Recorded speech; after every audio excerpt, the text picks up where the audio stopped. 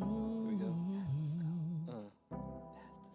When you need to amplify, share your stories on the fly. Call past the scope, EDU will bring it to you. Your event, we got you. Conference tips, we got you. Stories told, we got you. Around the globe, we got you. 'Cause we're past the scope, hey, past the scope, hey, past the scope, hey, past the scope, EDU. What's up, y'all? Good evening and welcome to Past the Scope EDU, after the Bell edition of the Leading Equity Centers Summit. It's a whole bunch of words in here, so let me get it right. So it is the Leading Equity Summit, a virtual summit that is put on by the Art of Advocacy, hosted by Dr. Sheldon Eakins. We are in partnership with him to amplify the voices and the stories that went on throughout the conference, especially on the day of, as videos were released and some fire was actually put out today. I got a chance to watch some, so I'm ready. I'm ready for today. So let me introduce. So we flopped because yesterday I was ready. So I'm glad that you watched some videos today. Yeah, absolutely. Let me introduce my crew. Got my pal Valerie. Go ahead and shout to the people, Valerie. Hey everyone. Good evening. Good evening. And then of course the man, the master, the visionary, Dr. Eakins. Yo, what's up, man?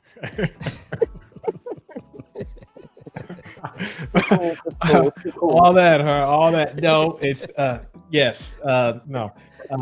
Thank you. I can't thank you and Valerie so much for everything, for partnering up, and this is awesome. So thank you. It is very easy to do when we believe in what you are doing, and that's our role is to make sure we support you in any way we can to make sure that the messages go out and change happens. So those that are watching us, we're on 1, 2, 3, 4, 5, 6, 7 channels. Tonight, wherever you're watching, we invite you to interact with us, ask questions, pull out your statements. We'll pull your comments up on screen. We want you to feel just as part of this conversation as our panel is today. And don't be selfish. Share it out. Absolutely. What was that again? Don't be what? Don't be selfish. Share it out. When folks don't share, that's being selfish.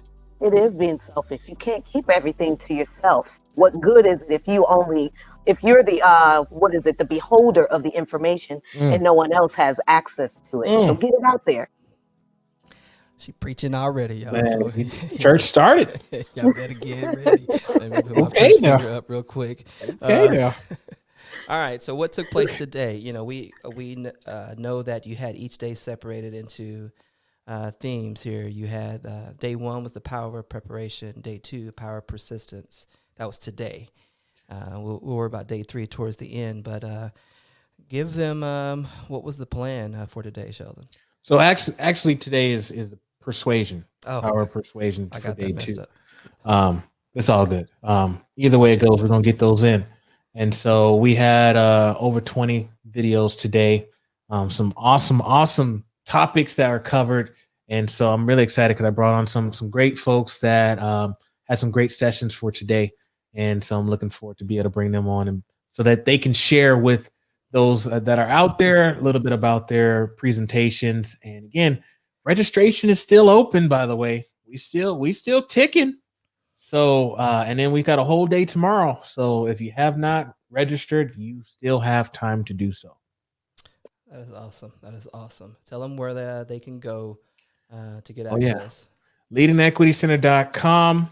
I believe the hyperlink is /LEVS21 registration. That's a little long, so you can go on the homepage, scroll all the way down at the bottom. Yeah. You'll see the tab right there. Yeah, and we'll show that to the audience here a little bit later on once we get to going in the conversation. Well, without further ado, let's see what goodness we've got in the backstage today. Bring them out. Bring them out. Here we go. What is up? Bam. Hey, y'all. Nice. Get that collective wave going.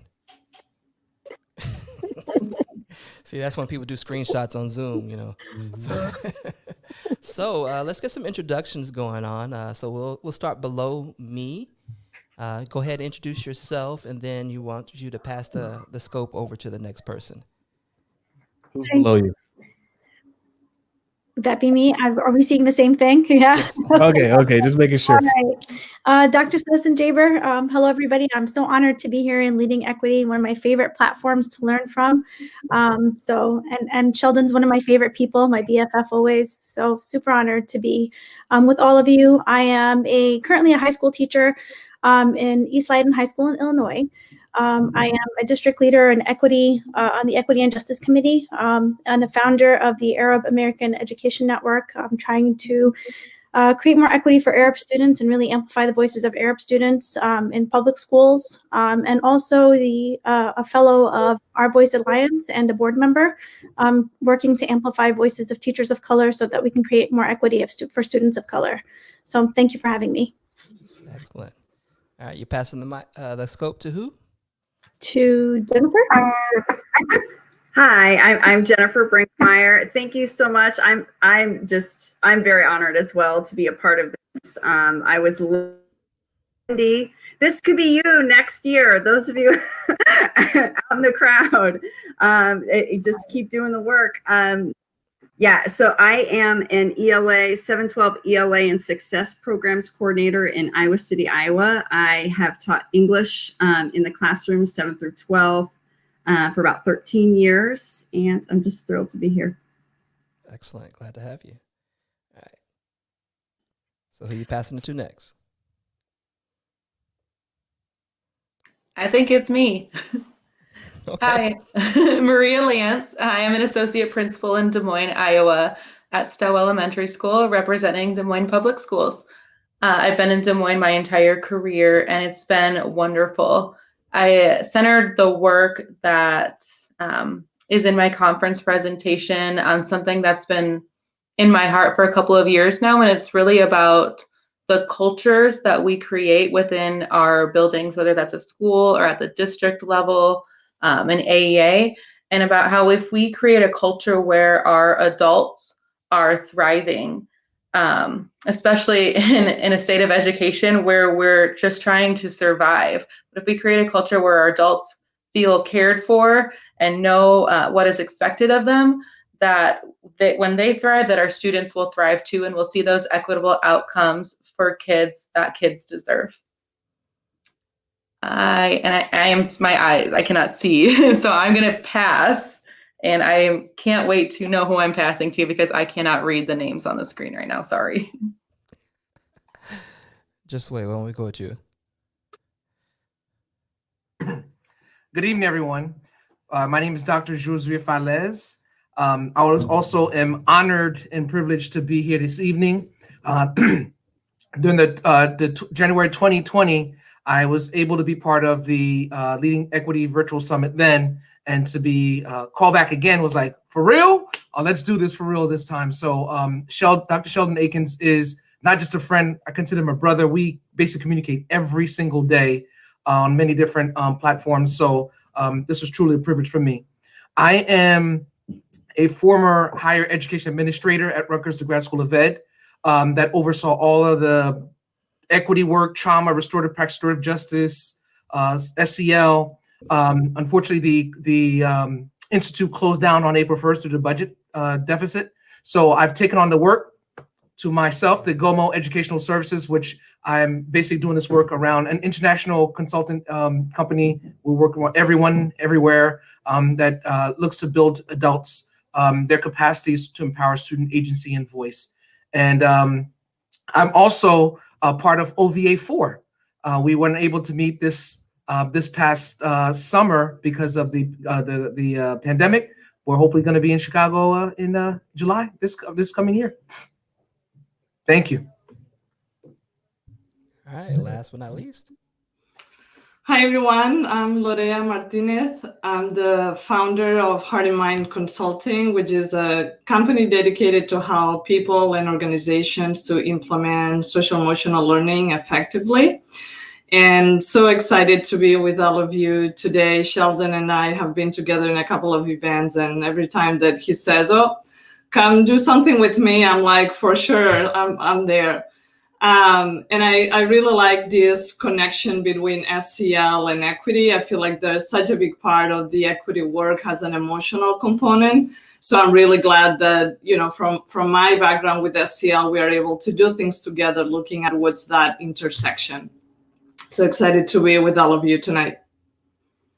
Excellent. And I thought you were last, but we just had one more person join the party. I thought. Connie? Oh, I guess I'm yellow. There I am. Hi, hello, everyone. It's your mood screen. Hi. It is. And I don't know why it's doing this. Well, this is interesting, isn't it? Well, okay. I'm still Dr. Davidson. Okay. I have absolutely I have no idea. Hold on. Let me see something. But please, I have known Dr. Sheldon. I got introduced to Dr. Sheldon last year, and at this very summit. So there we go. I am glad to be actually a presenter this time.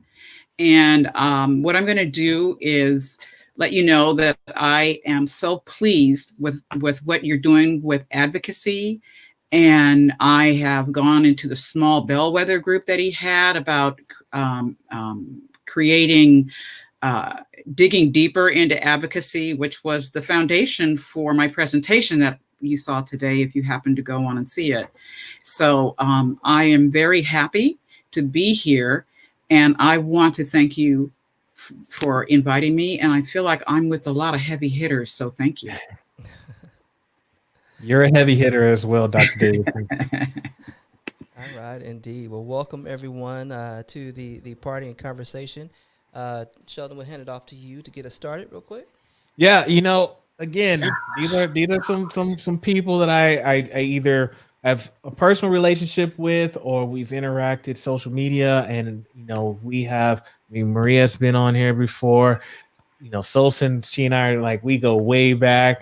Goes way. Yeah, I mean, like everybody here is some people that I think bring a lot of value, and so I'm just so happy. Again, I'm humbled that you have taken the time out in your evening to join us. What I want to do is, for those who haven't had a chance to learn or watch some of the videos, or if they have watched the videos and they want to kind of unpack some of it today, I would love to go around and see what is your session about. And then if you can kind of give us like a little abstract, and then share with us what is the takeaway from the session. So if I watched your video, what should I learn, or what am I going to take, or what I can implement immediately after watching the session? So we're going to start on the other end here on my screen. So I'm going to start with Maria.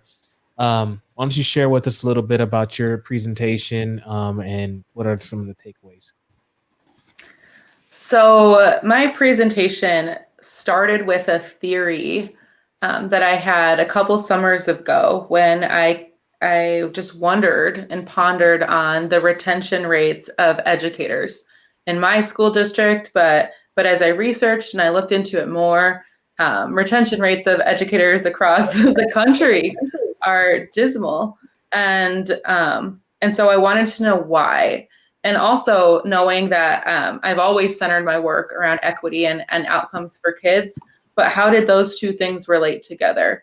And so I taught a leadership class at Drake University, and working with those teacher leaders, talked a lot about the conditions across buildings, not only in districts in Iowa, but across the country, and how we can work to improve those conditions for our educators and then thus see an improvement in learning outcomes for kids.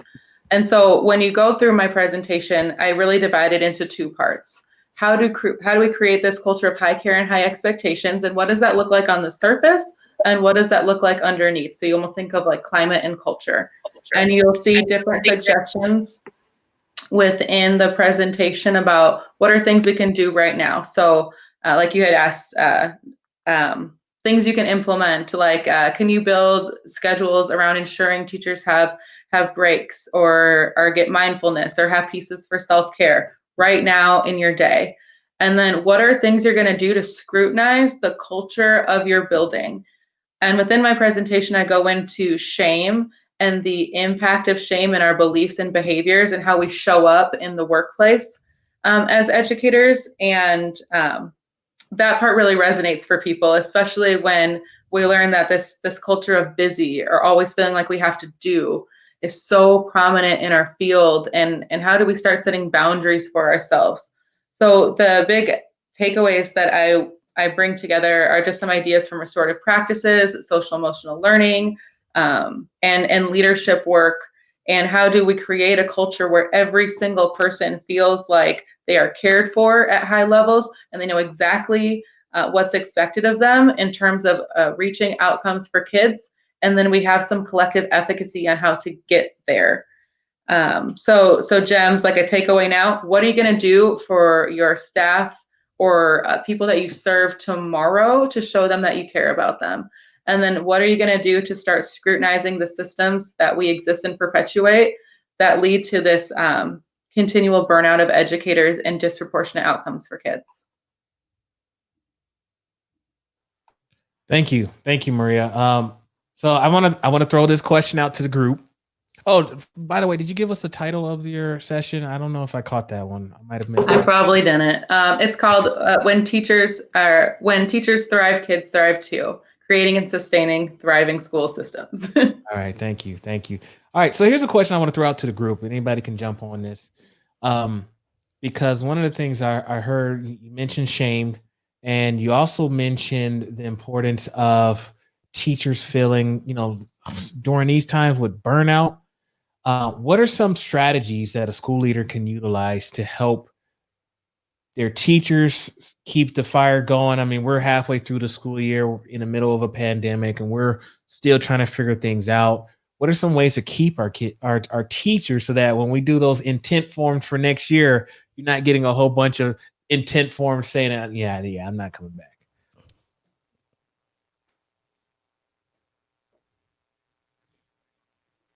Anybody can jump on that.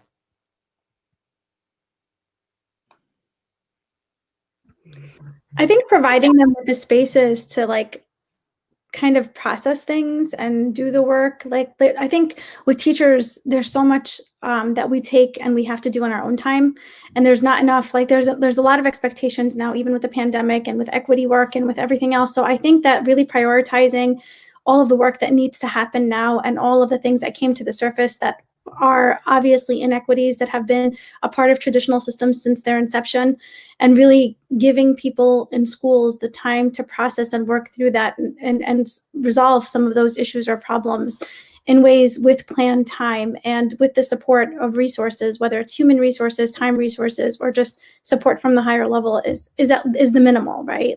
Just to give people time and space. That's the minimum, right? Time and space. Any other thoughts? Yeah, I wanted to make a distinction between the things that teachers can do by themselves individually. There is a lot of talk in the field about educators' resilience and how they can learn all these skills in order to develop their ability to face the challenges and get up the next morning and go at it again.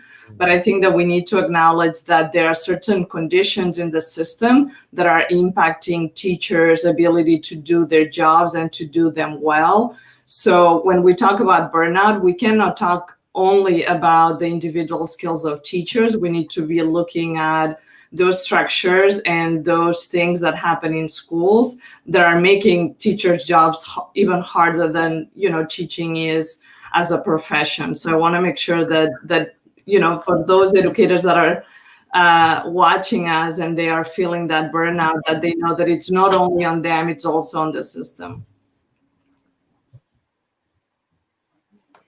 I love that you said that, because I think something that really bothers me, we should all be taking care of ourselves, right? Self-care is super important, but it's a Band-Aid for the systemic issues in education. And so if I can't tell you to go go do some meditation or go take a break or set some boundaries. But if I don't set the tone of that culture, like I think about this as a building leader. If I'm up answering emails till 12 a.m., what's the tone I'm setting for my staff? And so I have to make it safe to do that work and to push back. And so I'm so glad that you said that, because really like that climate piece is that self-care on top, and then underneath, what are we doing to challenge the systems that have made us feel this way in the first place? Okay. All right, we're on a good roll now. I like this. I like the direction that we're going. Let me jump it over to my BFF Solson over there. Why don't you share with us what your session was about and what is like a takeaway for your session?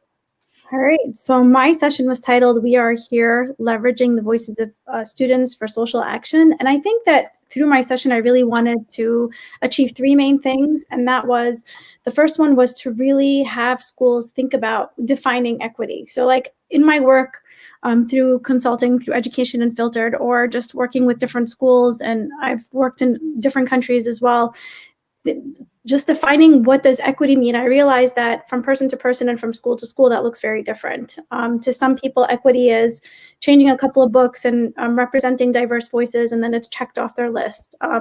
In other schools I've worked with, and they did 15-minute implicit bias trainings and checked it off their list. And so it really looks different. And so I think it's really important for schools to kind of sit around and just talk about what is equity as far as our system and our organization is concerned, and really outline that so that there's a shared definition and a shared understanding that everybody's working towards. And then the second thing is bringing students in on that journey. Because I think a lot of times we are making decisions that are impacting students. Students are the receivers of inequity. Working with adults and students on a regular basis, I find that students are much easier to work with and they're much more open. Not to mention that our children are inundated with information at their fingertips all the time. And so giving students the tools to like navigate and be able to discuss and name the things that are happening to them around them, I think is super important. I think we keep waiting for kids to grow up, and then they're transitioning from middle school to high school to college without the understandings. And if I want to speak about my own personal journey, I think it was a shocker to me when I got to college and all of a sudden this bubble was burst and I had to like navigate all of these experiences and microaggressions that weren't very micro. And I didn't have the tools or I never had the conversation. So I kind of had to work through it by myself. And in hindsight, really wish that somebody had those conversations with me. And so a big part of my session is really asking those questions about how can we reframe our traditional classrooms to give students the ability to build the skills in order for them to navigate this information, like everything that's happening in our world right now. It's ridiculous. It's all happening so fast. It's happening on levels that like the students are inundated with this information. You still have a lot of teachers who everywhere are saying politics doesn't have a place in the classroom, and even that framing needs to be changed. And so that was a big thing. I think I've done so much work with my students, and so a lot of it is bringing my students and my experiences as a classroom teacher into the picture, and kind of my own personal experiences that really fed into that journey. And the third main thing was that we really cannot wait anymore to achieve buy-in from educators and other people in the building to do this equity work. Because as we are waiting, students are the receivers of inequities in their real lives and in schools. And if we don't give them these tools and these understandings, and we don't make these changes for them, really reframing and rethinking and reimagining schools, then as these things are happening, the kids are falling through the cracks. And so the longer we wait for people to buy in, which seems to me almost sometimes as an excuse not to do the equity work, because we're always trying to achieve teacher buy-in. And so the big thing now is like, we really need to shift policies to put pressure on educators to make the change, whether they buy into it or not. They have to make these changes. And if they don't like it, then we're pressuring them to do it anyway. So yeah, those are the three main things, really just kind of rethinking what we're doing with kids in the classroom and doing equity work that's more organic and that doesn't come out of the box, because I'm a big believer that from system to system and school to school, and depending on the demographics that you're working with and the students that you're doing the work for, it really makes a big difference as to how you approach equity work in that system. And so it's really shifting the way we think about equity work from something that is prepackaged and like a formula that's like, if you do this, you're going to get this result. It definitely isn't that. but to think about it as a bunch of questions that we need to do the work to find the answers for. Shout out to Cornelius Minor. He said last year's summit, the microwave equity. You know, folks want to just kind of do it really quick, you know, just pop it in, pop it out. And I'm glad you're saying that, Sosan, because I get hit up a lot when it comes to training, and they just want something like a quick fix. You know, just give us the tools, give me that checklist. And that checklist doesn't exist. I tell them, look, I don't do that work. I wish I could. It's going to take multiple touches. I mean, even when I did a training earlier today, it was a 2-hour training. And I said, you know what? I'm not going to change your life in 2 hours. This is going to get you started. It's going to get you thinking. But at the end of the day, there's more work that needs to be done. And I love how you bring up the whole collectiveness of engaging and finding out, well, what is equity, right? Let's start there, because equity as itself is so broad. It's a large umbrella that covers so many different areas. And you can't just say, okay, we're going to do some equity work, but what are you going to do? Like, that's what I would say. Like, someone tells me they want equity training. Okay, but what do you want? What are you looking for? Because there's just so much within equity. So I'm going to throw this out to the group. If we're talking about, we want to do some equity work and we want to work as a school and we want to come together. And I love how Sosan brought up the representation that's needed. What other things would you say are needed to start off with having these conversations regarding what is equity as a school?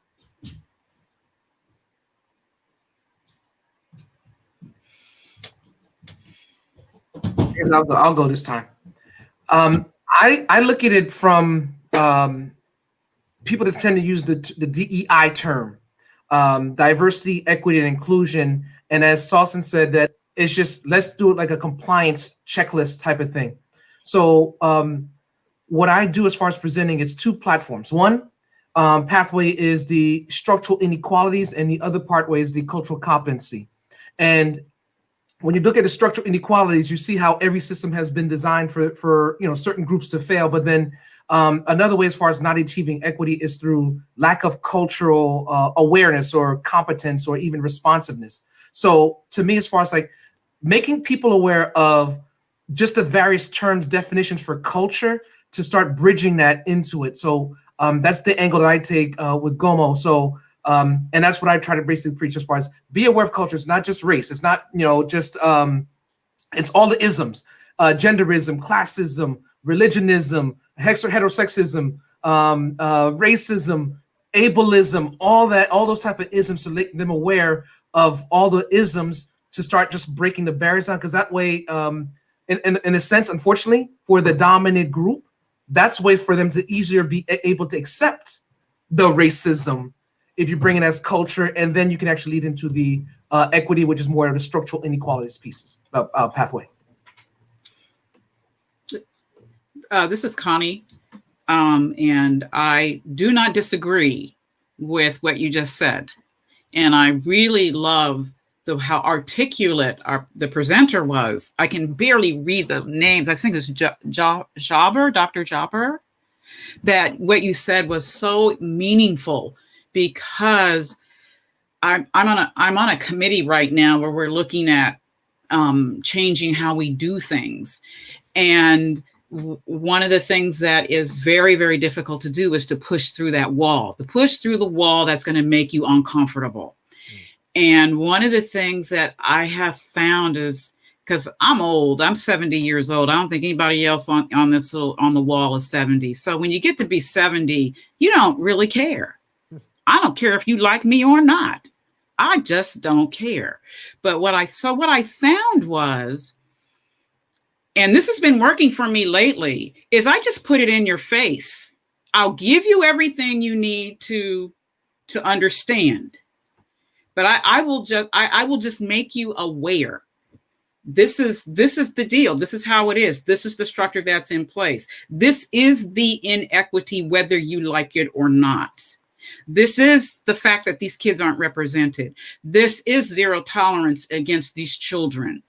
And you don't have to like what I tell you. And you don't have to like these facts.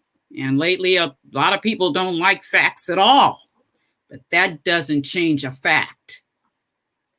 So I'm just thinking that a lot of the things that we used to be able to do when we were more polite to one another, just in general, require us to be more emboldened.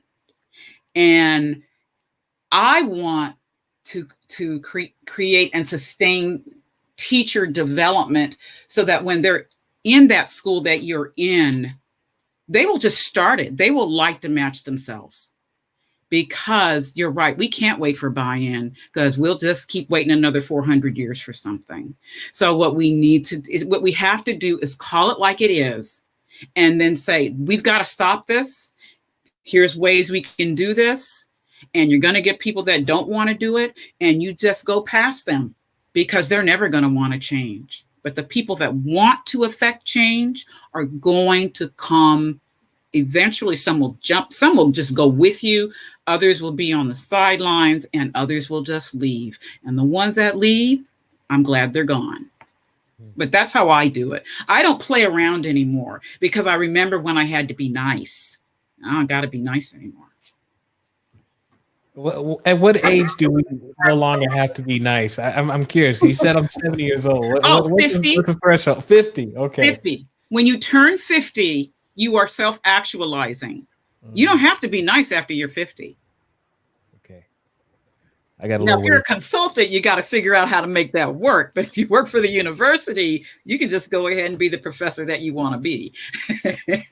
I hear you. Be back on that, Sheldon. Is that okay? Go for it. Yeah. Yeah. So I based on the two comments that were made, Dr. Davidson and Dr. Feliz, I'm sorry if I butchered your name.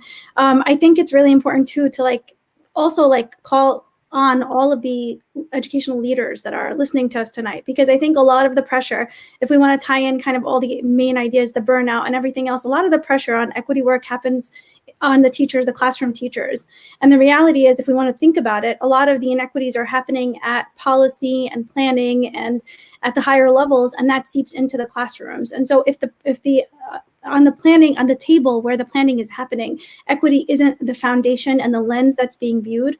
Oftentimes teachers are pushing back against something that's coming from the top and not anywhere else. So it's really, really important for the leadership in the buildings to realize that inequity is not just curriculum in a classroom. It's a lot of other things that come structurally in systems that they need to start with before they start targeting curriculum in classrooms. Dr. Jabber, when you mention that, it goes back to what Maria was talking about. When we look at one of the factors for retention, people don't leave the work, they leave people. And so that goes back to how they feel they were treated, how they felt like they were cared for, how they felt like you valued what they brought to the table, whether they were just voluntold and told what to do all the time, or did you actually give them a seat at the table where you made them feel like their voice mattered? So when it goes back to teacher retention, you're absolutely correct. The system impacts that, and then those building leaders then also impact those teachers directly, and whether they stick to the profession or not. And Sheldon, let me just jump in also. This is a fact, and Sheldon and I do talk about this. That is why in education, 23 years, 20 of it has been as an educational leader. Superintendent, assistant superintendent, higher ed admin. That is my focus, because the work that I was doing initially with teachers was not sustaining because the leaders didn't support them. And you talk about retention, as you stated. Once we can focus on the leaders to be aware and be able to support, then that's a way as far as retaining teachers, but also continuing the work and sustaining the work. So it's all about sustainability, and it comes as far as building the capacity of those leaders in the building. I want to jump in one more time because it's kind of pulls in what my presentation kind of pulls into what we're talking about. You're right. These decisions are coming from the top. The textbooks are coming from the top. How we function, these discipline edicts that are out there, all that's coming from the top. And it's very systemic to do something very specific. But when I did my Eakins research, it was called Advocates and Allies. And it's recreating the allies. And the place where we need, I personally feel that the place where we need to start creating those allies is with the parents, because everything that is in place in this system is to disenfranchise the parent, to make the school the place where they are not welcome, to just trust that this is okay and we're doing the best for your kid. And the bottom line, it is not. And I'm sure you've seen this too. I work in Oakland, California. I have the flatlands and I got the hills. And when you got the hills, you got parents who will go up there and advocate and say, you are not going to teach my kid this jacked up curriculum that you have decided is going to be what everybody in this whole district is going to use. But if you go down to the flatland school, the parents are like, don't you worry, we're going to do the best for your kids. You just stay home and don't come to school till we call you. And we need to know how to teach the parents, because they're the ones that'll affect the changes of those decision makers. And that's one thing that we don't teach them in. We don't teach them in pre-service programs. We don't validate that on the school side. They don't validate that when you have the board meetings, and it's never validated at the top because the people who write those books and make those decisions just want to make that money. So I'm just saying, we need to go back. As I think one of the last things I say, we need to bring the public back into public schools. And we've got to start that with the parents. So Dr. Davidson, I think those parents may all be 50 and up. Yeah. I can't wait till I turn 50. And parents in the hills, they are 50 and up, no joke. But I want to definitely agree with you, Dr. Davidson. One of the privileges of what I do now in education allows me to take off some of those regional hats or those district hats that I had to wear, that I had to somehow be careful of, when I walk into a building to advocate for my own kids. In this current position that I'm in, I don't have to worry about that at all. I can actually be that advocate, and I can also rally the stakeholders. But the reality is, the education for the parents is not out there. Mm-hmm. What are your suggestions on how parents and other stakeholders in that community can mobilize and find that education for themselves? Because many times schools are not willing to provide that for them. That is, if you go to my presentation at the very end, that's my dilemma.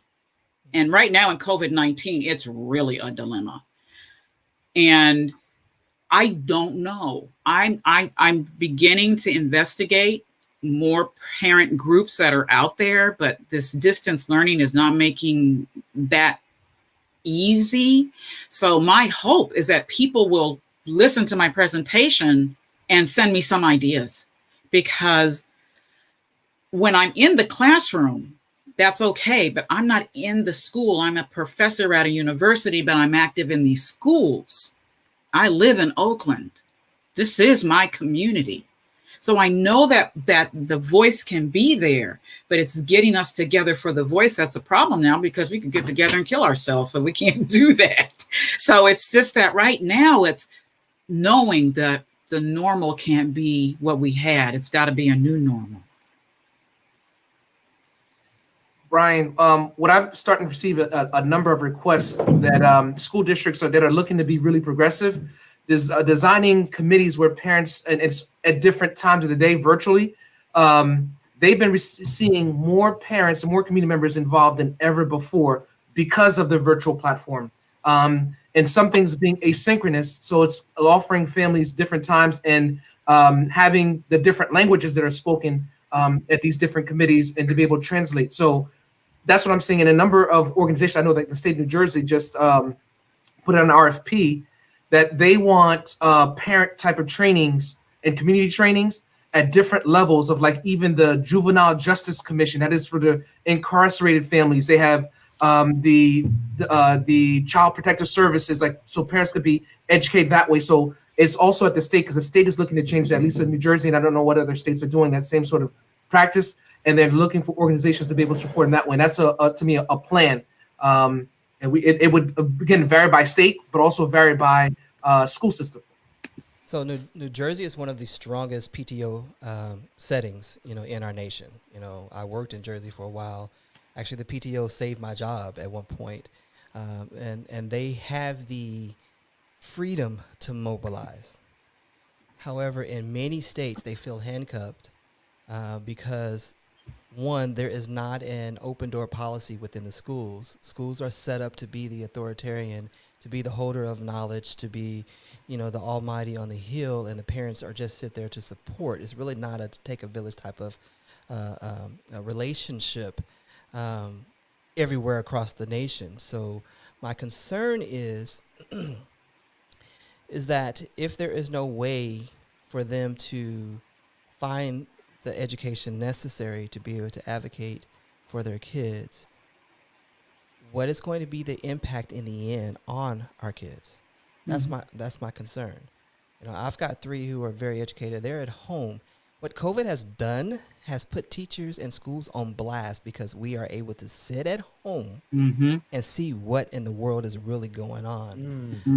And many of us have been displeased. And I'm sorry, I told my mama I would not get started. This is supposed to be about y'all. But many of us have been displeased. But once again, the questions to ask and the people to speak to, we don't have necessarily that knowledge. Now, I do because I've been in the education system, so I'm trying to mobilize as many as I can. But then now I'm seen as a threat rather than a partner. That's the other concern. Well, Brian, we need to talk because I don't mind being a threat because I end my presentation with bring down the house, or no, knock down the house with where AOC gets elected. It's a very short trailer. And if you see the movie, it's actually very good because we have to be bold. We have to be rebels. We have to stand up to the systemic institutions that are designed to keep us at the lowest caste possible.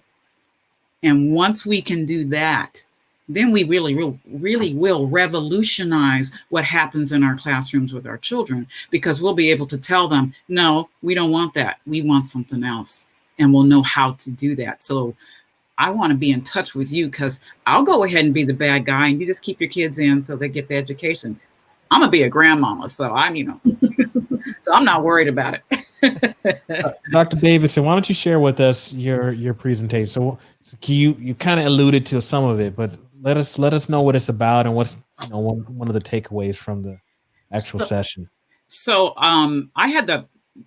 actually it was really an honor. I was in a cohort of other advocates this summer, and we all had our own projects that we were working on. And I love action research, and so I decided to do an action research study on distance learning and how to make it better, what's happening, because I hadn't seen any great lessons or distance learning. I just hadn't seen it. And while I was doing this action research, I remember in the first 2 weeks, Zaretta Hammond and Dr. Sheldon both put out how to address, and I'm talking about March, how to address distance learning. Yeah. Zaretta Hammond talked about the remix for the handouts. And the one thing she said to me was, you are teaching in their space, and you must bring their space into the teaching environment. You are no longer in charge of anything. You are in their house, in their space, and you have to figure out how to utilize that to your advantage, leveraging it. And then the second part was listening to how to teach in distance learning. And I think I listened to that 1 hour session at least 3 times, went away, did a whole bunch of other seminars, and then came back and listened to it again. And everything that young man said in Georgia were the same platforms and things that I had heard in all these webinars, which were still good because I needed to understand how to do stuff. So now I'm looking at things, and I realize exactly what you said. Education has been revealed. It's stripped off. It's standing there naked, and every single day, the parents get to see this jacked up curriculum that their kids are getting, and they get to see teachers struggling, and they're gracious. They have grace and mercy, but they also see that this is stupid. This isn't helping my kid at all. And they see that, and there's no way to hide that. And so with the fact that parents are seeing it, and I do know some parents that are calling in going like, why are you doing this? And then we're not teaching our teachers how to use the space that the kids are in to do problem solving and project-based learning, because that's how they'll learn. We don't want to teach them that in teacher school, because that takes the information pathway away from the textbook providers and the system, and situates learning with the students. So my whole thing is I thought, I know if I was in the hills, these parents are going like, oh no, we're going to have a pod. I'm taking my kids out of this school. I'm going to hire a tutor because my kids aren't learning anything. But my children in the flatlands, their parents can't do that. A lot of them are essential workers, or they just got unemployed. They're under a lot of stress, all those things. And I thought, they can't say those things because, number one, they don't know how to, because the system is structured to make sure they don't know how to navigate, that they don't even know how to articulate what they find that's wrong, because we don't teach them. This is a generational thing. So my whole thing was, we've got to really work with the parents. I want to start with the parents. The kids will come along with the parents, but we need to support the parents to learn how to get their voice. And when they get their voice, they can knock down the house. And that's what I want them to do. And yes, there are going to be a lot of failures along the way, but they eventually will win, because in that little trailer, Cori Brush, I think it's Missouri, she didn't win her election in 2018, but she won it in 2020. So you have to have a lot fail before you get the winners. But as they see that people are pushing against the system, they're going to see, I better start changing things or I'm going to lose my leverage. And that's when our parents will begin to get leverage. I love that. I love that you're saying that the importance of parents.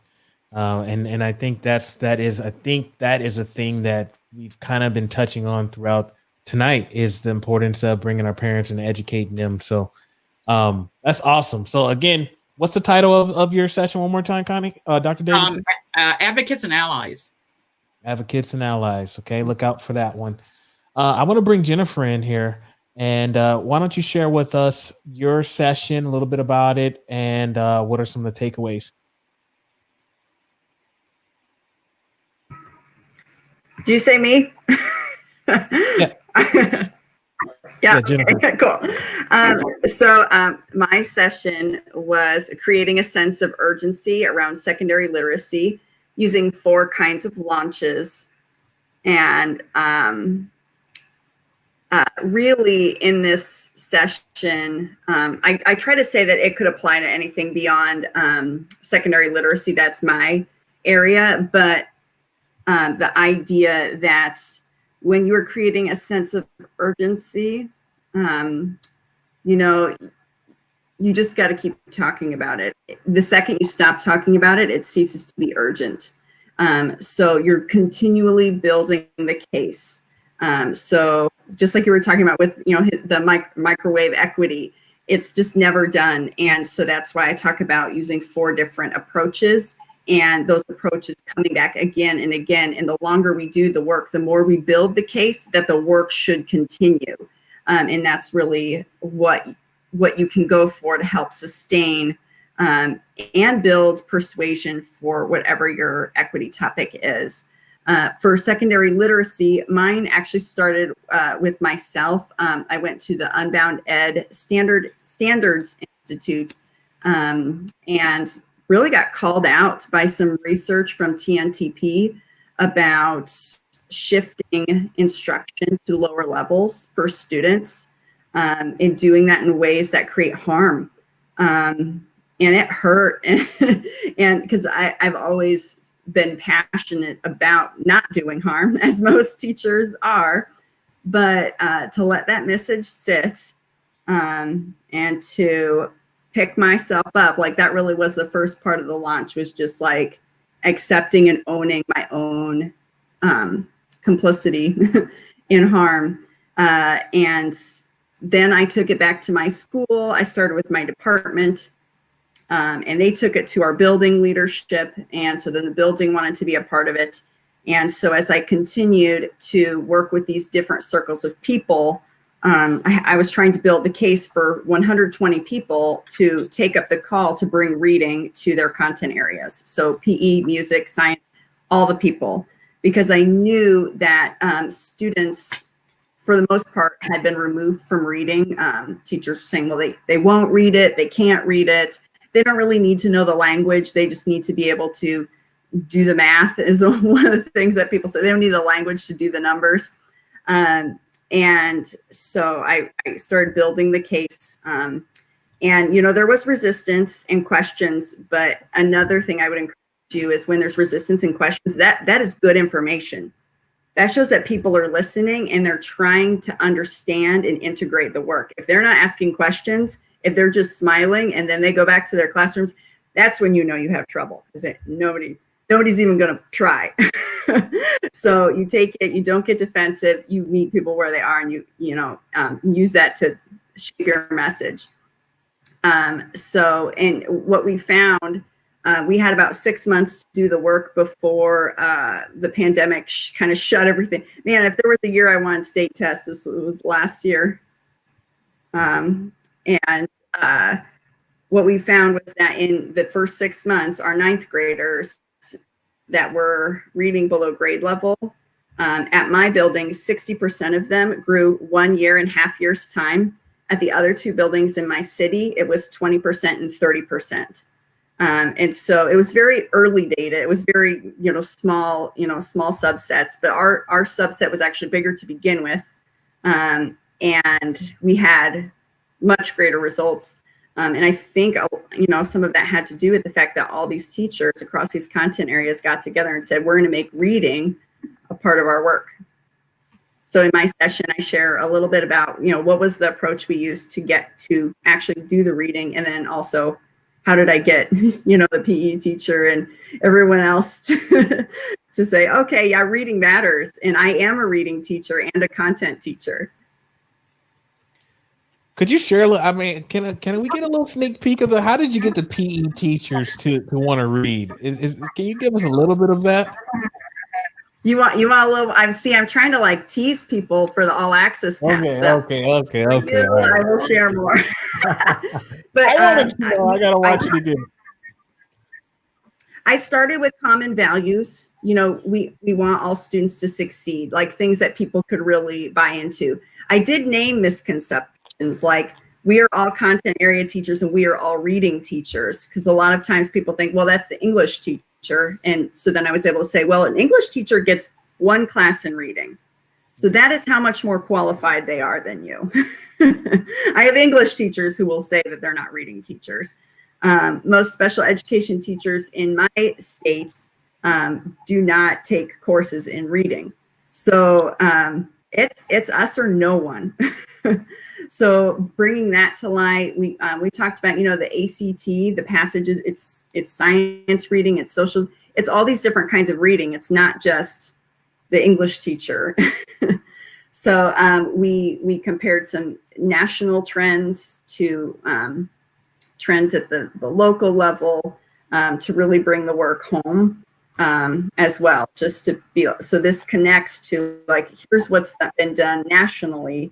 Here's what we're seeing nationally. So for example, nationally, this is an older study, but the ACT studied that people, based on where kids tested on their 9th grade plan, they had projected where they should test in 11th grade or on the ACT, and kids were underperforming.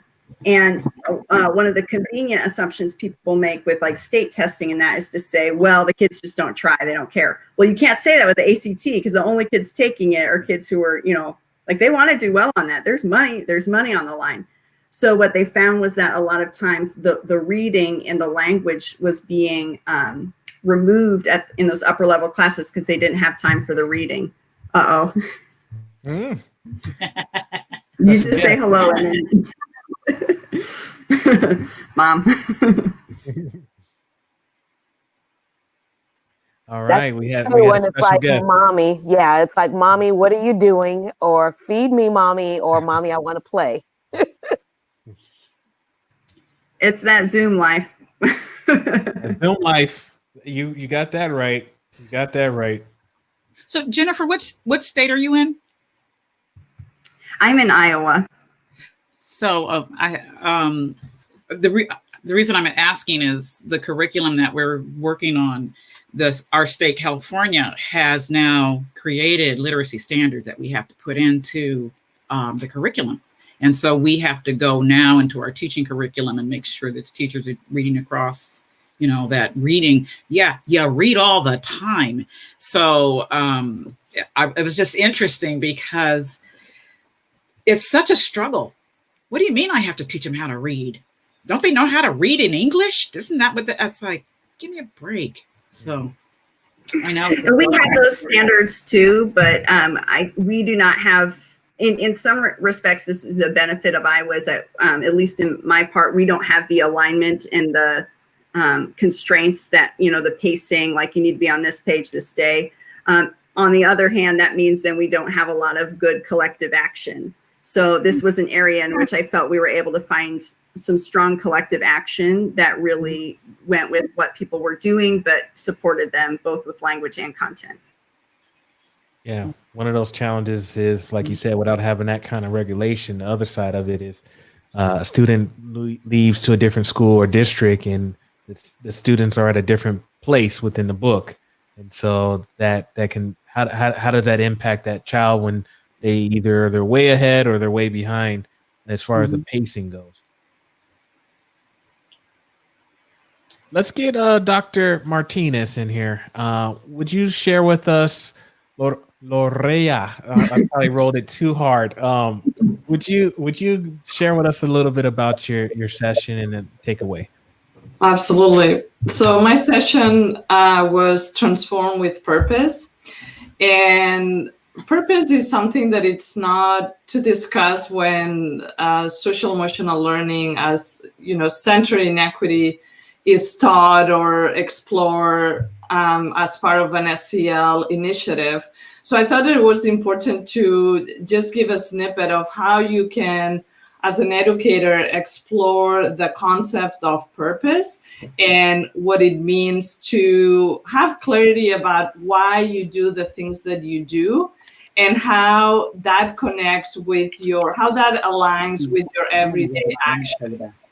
And then the session has a 3-step process that you can do on your own as an educator, and also then help your students go through that process to be able to find that clarity around purpose.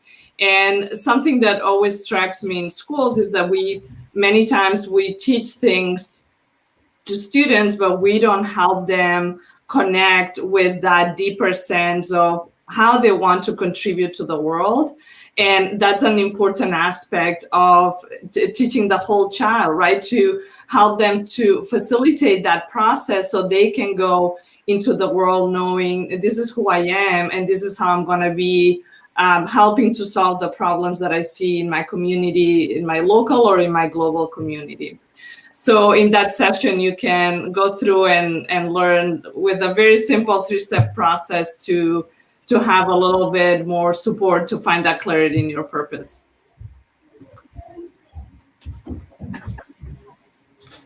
All right. I think Dr. Eakins gave me permission to do a little bit of self-promotion. And if you like the session, I have a new book that it's coming out. This is fresh from the press. This is the proof that I got today in the mail. So this book will be available February 17th, but it's now available for pre-sale. And the first chapter is I'm making it available for free on my website at loreamartinez.com. So if you like the session and if you are interested, transforming with purpose is one of the skills that I explore in the book. We got to schedule a podcast interview. Sounds like we got to have you back on. Yes, I love that. Okay, we'll work that out. I'll reach out to you. We'll get that going. Thank you so much. And I love the purpose idea, because sometimes people feel like buzzwords out there, and it's like, I heard of social emotional learning. We need to do that. We need to do restorative justice. We need to do this. But what is the purpose? I think that we should probably pitch that out to the group, because I'd love to kind of get their thoughts on purpose, because, you know, how do we avoid the latest and greatest and not necessarily, and how do we keep from trying to take on stuff because we heard it's shiny and new, as opposed to really looking at what is needed or necessary behind our needs for our school. Anybody want to share their thoughts on that?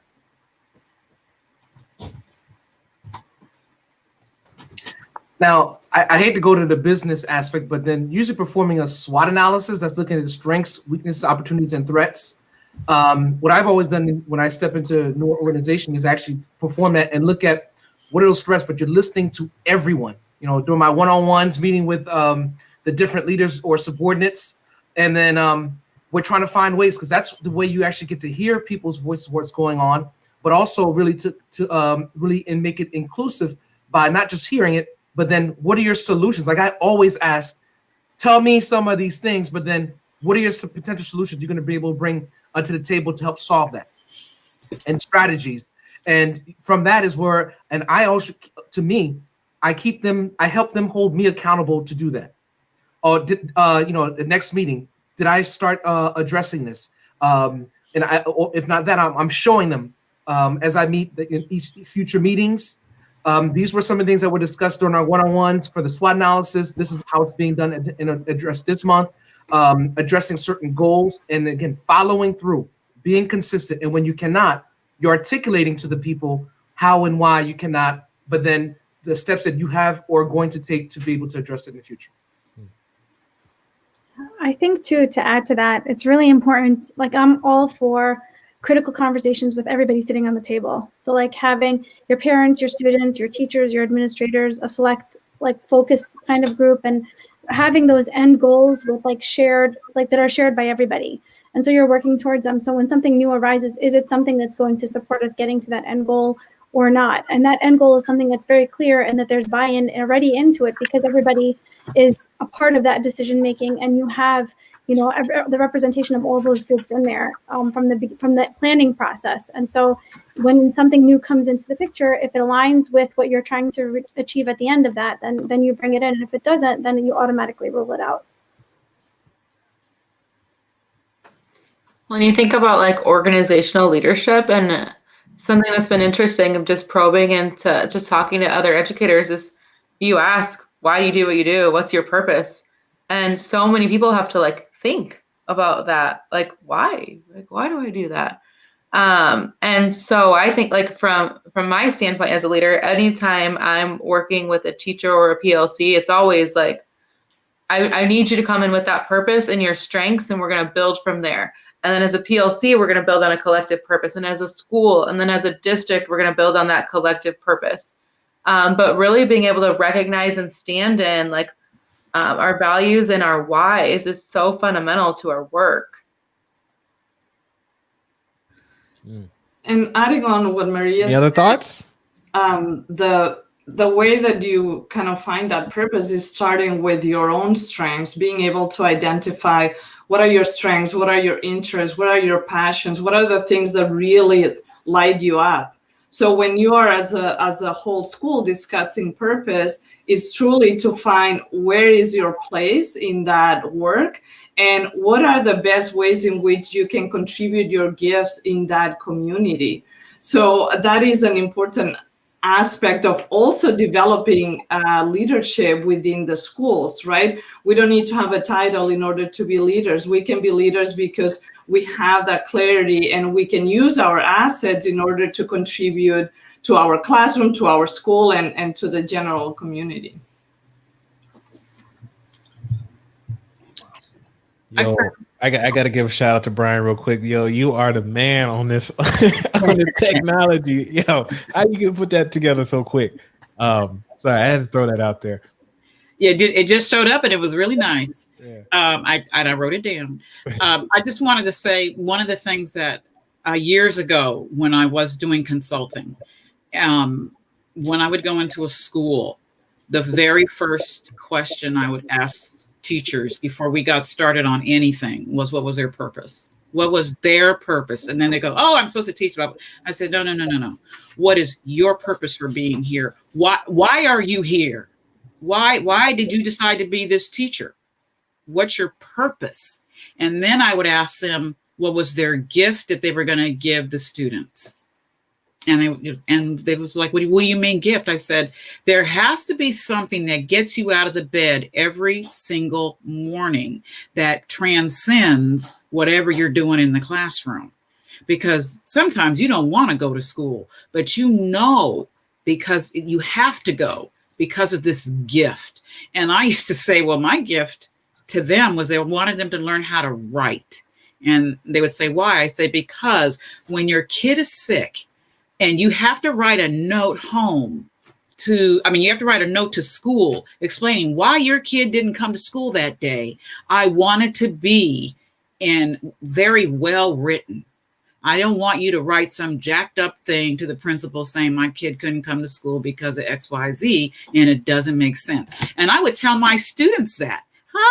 I would tell my students, that's why I want you to write. So when you're adults and your kid goes to school and they're absent, you can write a coherent note.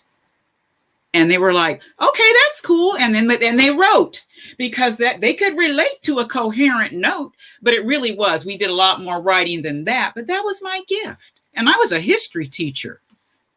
I wasn't an English teacher. I was a history teacher. All right. Let's I think we have one more. Dr. Josue Falles is here. And so why don't you share with us a little bit about your session and again the takeaway. Oh, I loved your session. Hello, as Dr. Sheldon Eakins stated, Dr. Josue Falles, and my session's title was Identifying Systemic Racism in Your School System.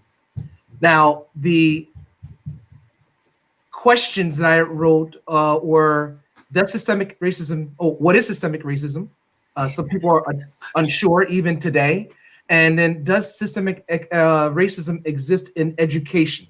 So the objective was basically to understand the impact of systemic racism. So I start off the session by the study that looked at how systemic racism started. It was a study looked at 2012 on it's the climate theory. And I'm just going to go into detail, then I'll go specific, more general.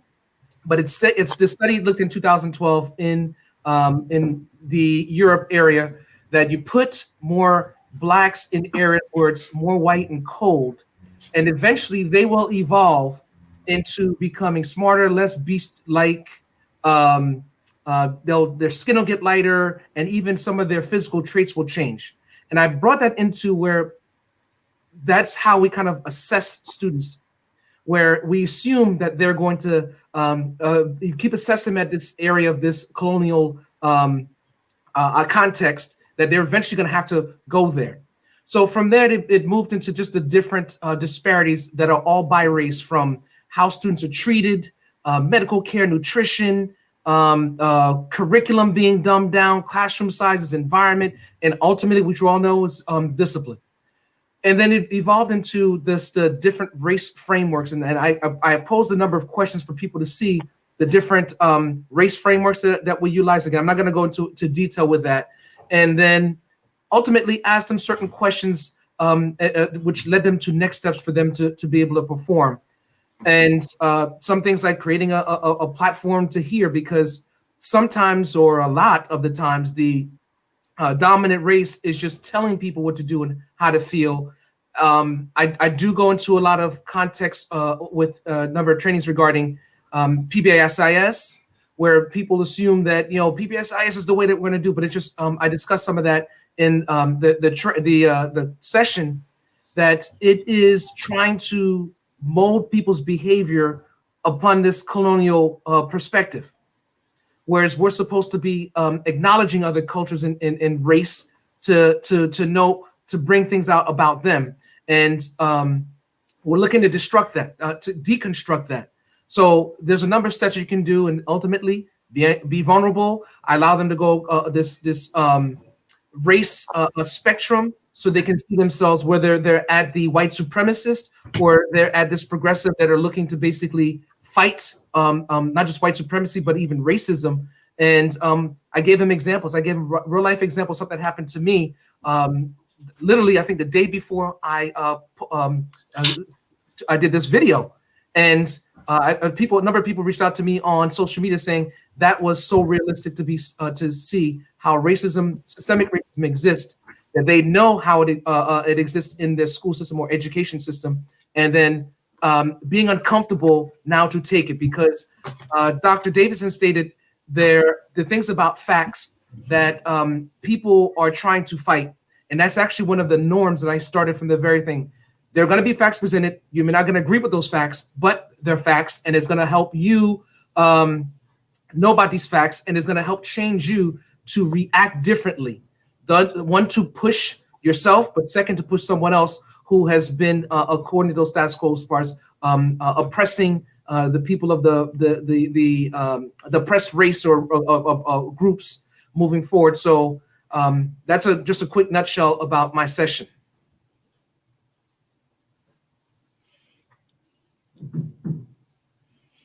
You said something in your session today that I really could appreciate, when you said, all right, I'm going to tell you about some facts. And if you find yourself feeling uncomfortable, rather than shut off, just go with this for a while. And I think that that's really important, because it's so easy to just walk away when you're uncomfortable and just like, I don't want to go there for whatever reason.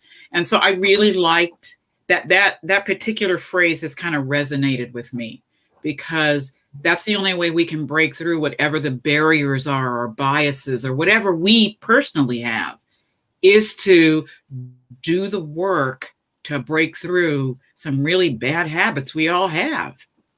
So I find it interesting that anybody that's signed up for this equity summit is too uncomfortable that they would turn it off. So hopefully that's not the case. I think that message, though, of sitting with the facts and the truth resonates through all these sessions. And I go back to, I'm so intrigued. I love this idea of, we talk about bringing parents and families in, but really bringing them in, and not just on our terms as educators, right? I thought about this a lot with special education, and when we over-identify specific groups of children for special education services, and when we sit down with families for a conversation for special education services, we're talking about, you're going to get this personalized instruction, and we're going to meet the individual needs of your child. And we don't talk about, here's the outcomes of students in special education, and here's the disproportionality. We just say this part of it, right? And we don't share all the other facts and truths that lie in that. And it's not any one person's fault. It's just how we've been conditioned to go about things. And so if we look at all of our systems within education and we just speak truth to what's happening, I think we can build a base to reimagine and rebuild what we all need and want to see. Any other thoughts? Yeah, I want to add to that, because one of the slide before I ended off was about the people that have been oppressed are tired. It has been, as far as people assuming of the dominant race, that you just need to try harder, and not looking at the systems that have been constantly there to pull them down, and giving themselves a head start, and assuming that because I had a head start, but then you just didn't try hard enough. We just need to be aware that people are tired, and as they're now being more aware of the fight, they are saying, wait, what is going on? I didn't understand what's going on now. This is not the way the world was supposed to be. Now they're already tired. They're just starting. And we have been through the struggle continually of these underrepresented groups. And I say welcome to our world.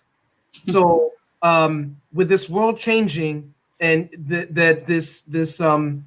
we're really looking to not just, I wouldn't say dismantle, but deconstruct the system, but even the mindsets that are taking place in people's mind. I didn't get into the types of, the ad hoc segregation based on people living, the redlining, the blockbusting, all the other things that that are existing here. But all these systems that have been set are slowly being broken, and the harder you fight, it's just more dangerous, and I use the word unsafe for people to be able to survive. We've seen the perfect example of it last week, Wednesday. And it's spilling over in certain educational institutions. They are fighting. But we need to break through so we can really look at this equity. So it's not just something that is, as we kept saying, a compliance checklist that people can say, I did it, moving forward, or passing it off to one person, and you have this whole school, huge or even small school district, and then you're not really taking into account everyone. So I love the fact that everyone offered so many different ideas and strategies, and then their experience. And as Lorea stated, your gift. Everyone has a gift, and we look to take into account everyone's gifts, so that we can have this collective effort of moving towards empowerment, moving towards even grace. We all are gifted, and we need the grace, even though certain things that we have fallen short of, but we continue to strive for that, and our kids deserve it, especially the ones that have been underrepresented and oppressed for so long, as Brian stated, since birth. Dr. Felice, I love the way you said everyone, because I think that that's really key when a lot of people in equity work are often forgetting certain groups of people even today. So I feel like even conferences that I've attended that are related to equity work, they focus on groups of people and don't see everyone. So I feel like that needs to be bolded, underlined, highlighted, and really like centered, because when we talk about everyone, I think one of the key questions we really need to be asking often is who's not sitting at the table, whose voice is not being represented, who's not here. We're focusing on who is there, and that means that there's a whole group of people that are often missing from that conversation. So I appreciate that. Thank you. I really, there's a lot. I believe in the fact that there's a lot of books out there that offer you ability to organize, frame, and give voice to your thoughts about things. And the one that most recently has allowed me to really recast the way that I talk about equity and the disparities between groups is the book Caste. And it's because of the way that that book addresses the system as opposed to a people, but the system and then the people within those systems. And when you think like, yeah, okay, well, I'm cool. You realize, oh my goodness, I'm actually down here, but I'm always better than you, but they hate my guts too. So the thing I like about Caste is that the way that she talked about systems, her organization, and it just gave, for me personally, and a lot of other people, I think as well, the ability to still have the same conversation, but reframed in such a way that it is broader than this is what Black folks want, and this is what brown people want, and this is what, these people want. It's about, this is the system and the hierarchy that is established here and has been this way since the very beginning. And you are in these areas, and within these areas, there are subcastes. So it's just being able to articulate this and reframe that conversation such that it's not just about what I want as a people and what that ethnic group wants as a people. It's what we need as an earth. And in our country, what we need to reframe in this country, not just in my community, because the caste is what causes that litany of things that was just mentioned about redlining in schools and all this other stuff. So if you haven't read Caste, it's a pretty thick book. Take the time to read it. And if you don't have the time to read it, just get it on Audible. There's no reason why that cannot go in between your ears so your brain can begin to process it. So that's how I feel about that. Absolutely. Now, I know, Brian, you talked about a couple of sessions that you may have seen today. Were there any that weren't on this panel tonight that you got a chance to tune into, perhaps?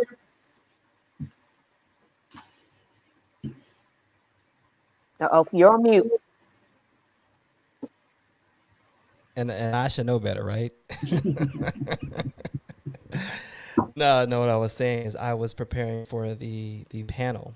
So I watched all the sessions from the those who are represented here tonight, and which tells me that each of you needed a part 2 of your sessions today. And for sure, because I've enjoyed, going a little bit deeper, going a little bit more personal from this particular conversation as well. Ladies and gentlemen, you will not be disappointed by checking their sessions out tonight. You've got until 7 a.m. in the morning. If you don't have that all access pass, but if you do, Whoop, whoop, whoop. if you do, I know we need to get to the point where we wrap up. But Sheldon, I know that we're providing folks with an opportunity to get a hold of one of those those access passes, so they can review it and feed on this, for the lifetime. So you on you now.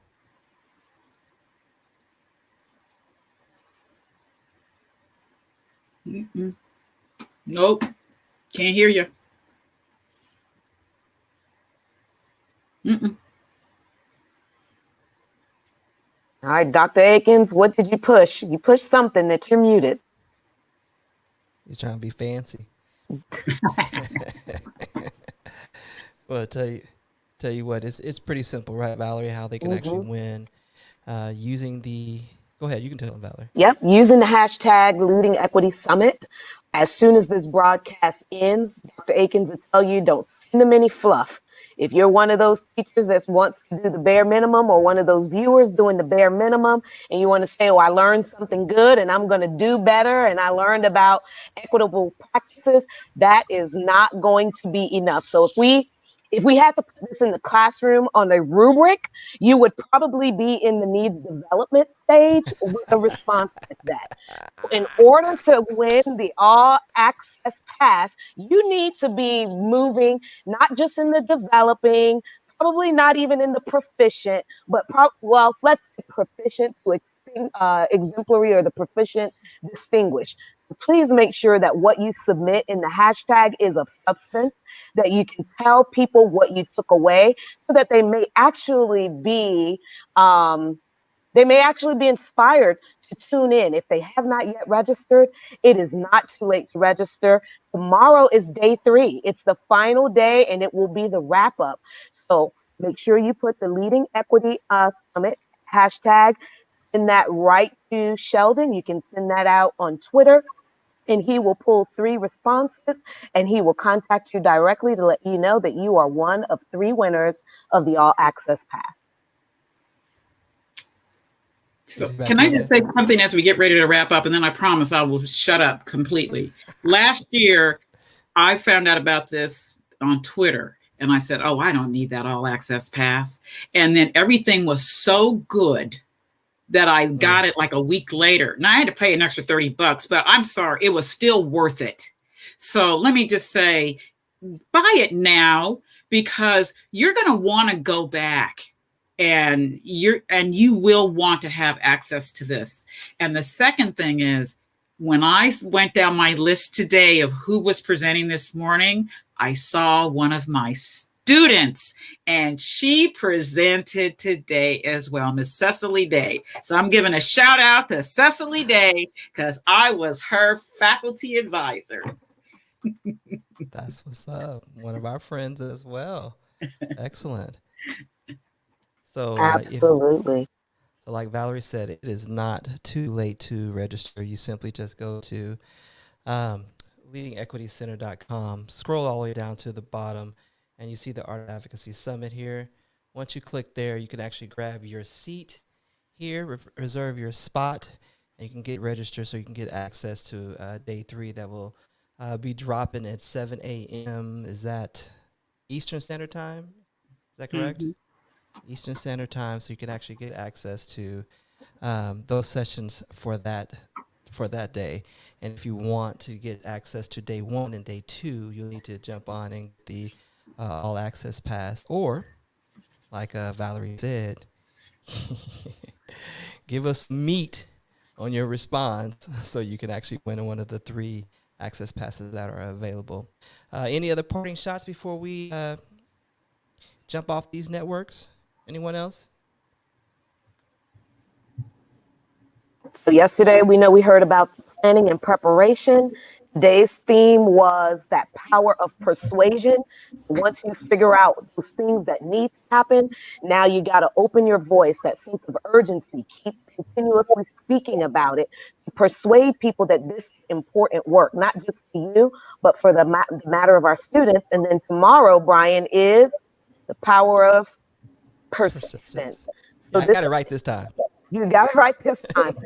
This rock star group here tonight, I know that Dr. Martinez has her book that she talked about. So make sure that you get that. I believe it was Heart of Mind is the book. Yep, Brian got it there on the screen for you. And if anyone else has anything, guys, please make sure you follow this distinguished cast. Sheldon usually releases the podcast of this show on the following day. So he will release that podcast tomorrow. And guys, if there's anything that you want to leave our guests with on how they could make sure that they persuade and push through on the topics that we have, go ahead and take us out.